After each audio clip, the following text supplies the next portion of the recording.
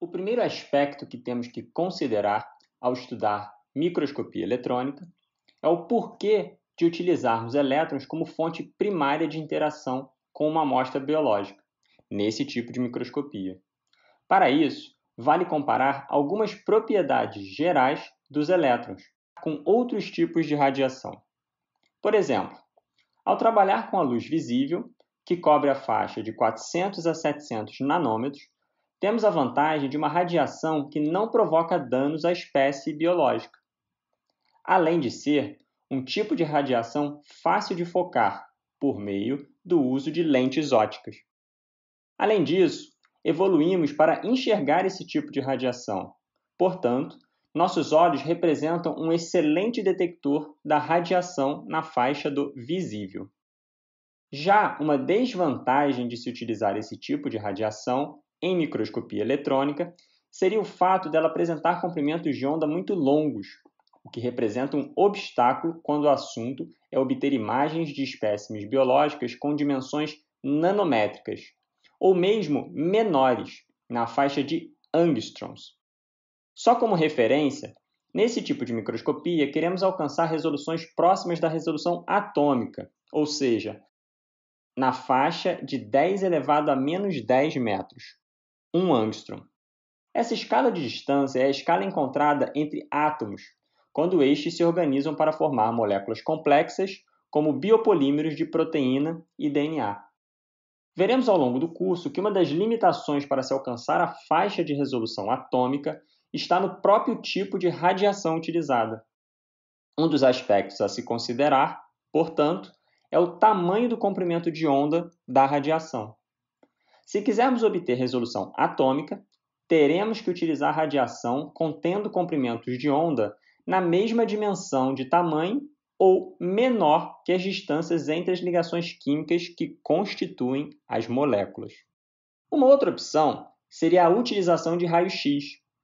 Esse tipo de radiação apresenta comprimentos de onda bastante pequenos, na faixa de angstroms, além de alta penetração.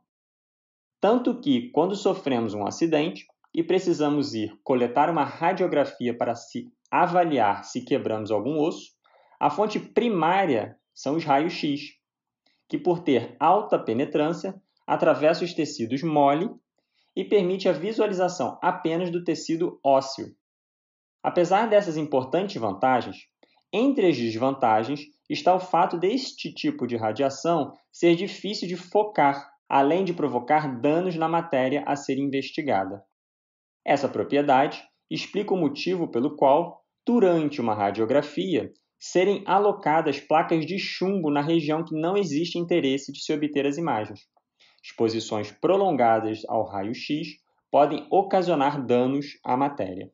Quando falamos agora do protagonista da microscopia eletrônica, ou seja, os elétrons, podemos citar como vantagens os comprimentos de onda extremamente pequenos que ocorrem na faixa de picômetros. Além disso, podemos dizer também que já existe tecnologia disponível para focar os elétrons, assunto que abordaremos melhor no módulo de instrumentação quando falarmos de lentes do microscópio eletrônico. Vejam que, pelos elétrons apresentarem comprimentos de onda bastante pequenos, esse tipo de radiação não será um aspecto a se considerar quando estivermos tratando de limitações de resolução na microscopia eletrônica.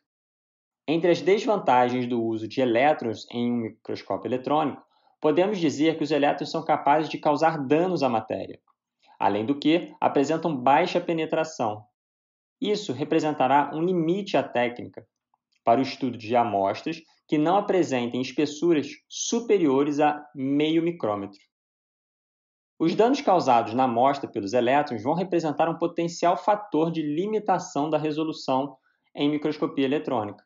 Portanto, um dos parâmetros a se considerar é o tempo de exposição mínimo de elétrons em que danos ao material não sejam observados. E por último, um outro candidato a ser utilizado seriam os nêutrons. Mas apesar de não provocarem danos à matéria e apresentarem comprimentos bastante pequenos, ainda não existe tecnologia capaz de operacionalizar seu uso por conta da dificuldade de produzir e focar este tipo de radiação. Esse curso será voltado a fornecer as bases conceituais da microscopia eletrônica e criomicroscopia de amostras biológicas, técnica inserida no campo de concentração do conhecimento da biologia estrutural. Sabemos, entretanto, que a biologia estrutural possui várias outras abordagens metodológicas. Entre elas estão o uso da cristalografia de raio-x e a ressonância magnética nuclear para pequenas proteínas e domínios. A criomicroscopia eletrônica veio para preencher a lacuna da cristalografia de raio-x, uma vez que muitos modelos biológicos são difíceis de serem cristalizados, além de grandes complexos macromoleculares, como vírus e proteínas filamentosas, podem ser melhor estudadas com esse tipo de tecnologia. Os avanços na criotomografia também são surpreendentes, mas ela não será abordada neste curso. Quando tratamos de menor resolução, temos agora uma série de artifícios experimentais com a microscopia óptica por meio do uso da fluorescência. Enfim, o campo da microscopia é vasto e muito motivador. Eu espero que aproveitem este curso e sejam muito bem-vindos ao mundo ainda pouco explorado pelos seres humanos, o mundo microscópico. Nosso curso de Conceitos em Microscopia Eletrônica será dividido em 5 módulos.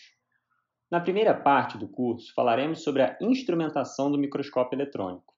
Iremos conhecer os principais componentes e peculiaridades do canhão de elétrons, o sistema de lentes, a coluna e os knobs, ou seja, os principais botões e parâmetros que poderemos alterar no microscópio, o porta-amostra, os filtros de energia, falaremos de detectores e os principais sistemas de vácuo do microscópio.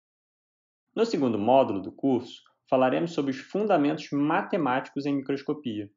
Nesta temática, abordaremos sobre o somatório de ondas em uma dimensão, o espaço recíproco, ondas em 2 dimensões e imagens, transformadas em 2 dimensões e filtros, ondas em 3 dimensões e transformadas de Fourier, e, por último, os conceitos de convolução e correlação cruzada. Na terceira parte, cobriremos o campo de conhecimento direcionado à formação da imagem em um microscópio eletrônico. Passaremos os conceitos de espalhamento e seus diferentes tipos, contraste de fase e amplitude, propagação de ondas e mudanças de fase, a função de transferência de contraste, defoco e os seus efeitos, e, por fim, envelopes. Já o módulo 4 será voltado para o preparo de amostras em microscopia eletrônica, onde apresentaremos dicas que visam mitigar as principais dificuldades e gargalos nessa etapa fundamental do processo. E, por último, o módulo 5 será dedicado a apresentar algumas aplicações e estudos de casos, onde o uso da microscopia eletrônica foi de grande importância para guiar a formulação de respostas às hipóteses levantadas dentro das pesquisas biomédicas. Eu me chamo Guilherme Oliveira, sou professor da Universidade Federal do Rio de Janeiro e desejo a todos vocês um ótimo aprendizado no campo da microscopia.